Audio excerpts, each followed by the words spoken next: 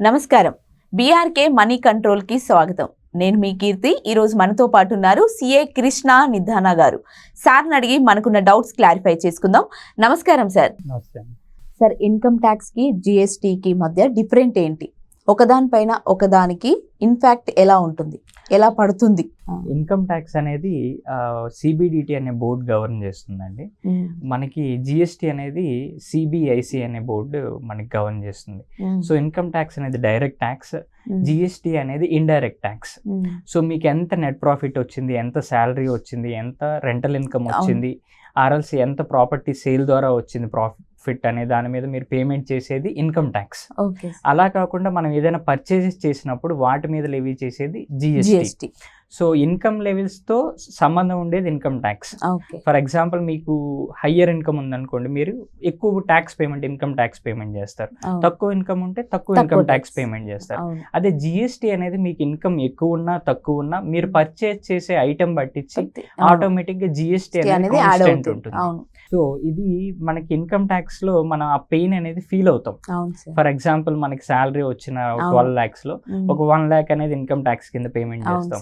అప్పుడు ఆ సఫరింగ్ అనేది మనం ఫీల్ అవుతాం. 1 lakh అనేది మనం పేమెంట్ చేస్తున్నాం. జిఎస్టీకి వచ్చేసరికి ఏమవుతుందంటే మన పెయిన్ ఫీల్ అవ్వం జనరల్ గా. ఫర్ ఎగ్జాంపుల్ తీసుకుంటే మనం రెస్టారెంట్స్ కి కానీ వెళ్ళినప్పుడు ఫుడ్ ఏం బాగుంటుంది, ఆఫర్స్ ఏమున్నాయి చూస్తాం, కానీ ఇందులో జిఎస్టీ రేట్ ఎంత ఉంది అనేది మనం గమనించాం.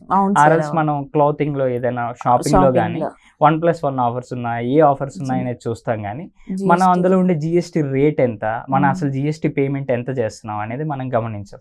ఈవెన్ మనం కార్స్ కి రిలేటెడ్ గా తీసుకున్నా సరే, కార్స్ మీద 28% జిఎస్టీ రేట్ పడుతుందండి.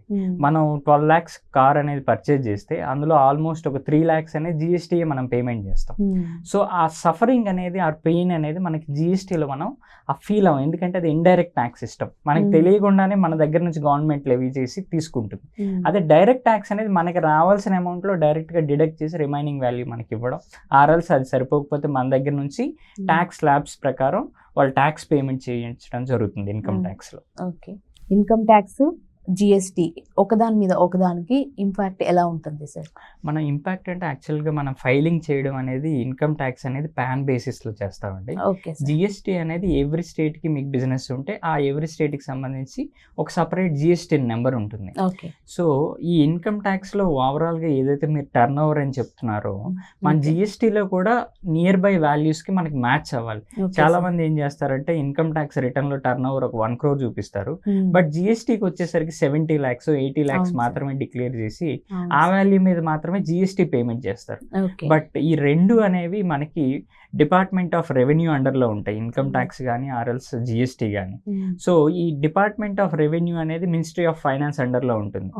ఈ GST and income tax data అనేది మెమరాండమ్ ఆఫ్ అండర్స్టాండింగ్ ప్రకారం ఒక బోర్డు నుంచి ఇంకొక బోర్డుకి ఇంటర్చేంజ్ చేస్తారు. సో ఆల్రెడీ పై లెవెల్లో అంటే మన ఆఫీసర్స్ లెవెల్లో వాళ్ళకి ఆ డేటా అవైలబిలిటీ అనేది ఉంటుంది. సో మన ఇన్కమ్ ట్యాక్స్ లో ఎలా అయితే వాల్యూస్ చూపిస్తున్నామో అదే వాల్యూస్ జిఎస్టీలో చూపించడం, అగైన్ జిఎస్టీలో మన టర్న్ ఓవర్ ఎంత అని చెప్తున్నామో అదే వాల్యూస్ కి మన ఇన్కమ్ ట్యాక్స్ లో కూడా P&L అకౌంట్ లో మనం టర్న్ ఓవర్ చూపించడం బెటర్ ఆప్షన్ అండి. అదర్వైజ్ ఏమవుతుందంటే ఇందులో మీరు 1 crore చూపించి ఇన్కమ్ ట్యాక్స్ లో జిఎస్టీలో 80 lakhs చూపిస్తే ఈ టర్న్ ఓవర్ డిఫరెన్స్ కి మీకు నోటీసెస్ వచ్చే ఛాన్సెస్ ఉంటాయి. సో మీకు అది లిటిగేషన్ కాస్ట్ అవుతుంది, అగైన్ బర్డెన్ అవుతుంది. సో బెటర్ ఆల్వేస్ రెండు ఇన్ లైన్ లో ఉండేటట్టు చూసుకోవాలి. ఇన్ కేస్ ఇన్ లైన్ లో లేకపోయినా రీజన్స్ అనేవి ఉండాలి. ఫర్ ఎగ్జాంపుల్ ఏదైనా కంపెనీకి ఒక 1 crore net profit turn over అనుకుంటే లెట్స్ సే 98 lakhs వాళ్ళు సేల్ ఆఫ్ బిజినెస్ ద్వారా వచ్చింది అనుకుందాం, 2 lakhs అనేది ఎఫ్డి ఇంట్రెస్ట్ వచ్చింది అనుకుందాం. సో జిఎస్టీ ప్రకారం 98 lakhs అనేది జిఎస్టీ టర్న్ ఓవర్ అవుతుంది. ఇంట్రెస్ట్ ఎఫ్డి మీద వచ్చిన ఇంట్రెస్ట్ జిఎస్టీ ఉండదు కాబట్టి ఆ 2 lakhs అనేది ఎగ్జంప్షన్ ఇచ్చారు. సో అలాంటి ఎక్సెప్షనల్ కేసెస్ లో మీకు డిఫరెన్స్ ఉన్న ఆ రీజన్స్ అనేవి మీ దగ్గర ప్రాపర్ గా ఉంటే మీకు అది నోటీసెస్ రాకుండా ఉండే ఛాన్సెస్ ఉంటుంది. ఓకే సార్, చాలా చక్కటి ఇన్ఫర్మేషన్ ఇచ్చారు. Thank you so much. Thank you అండి.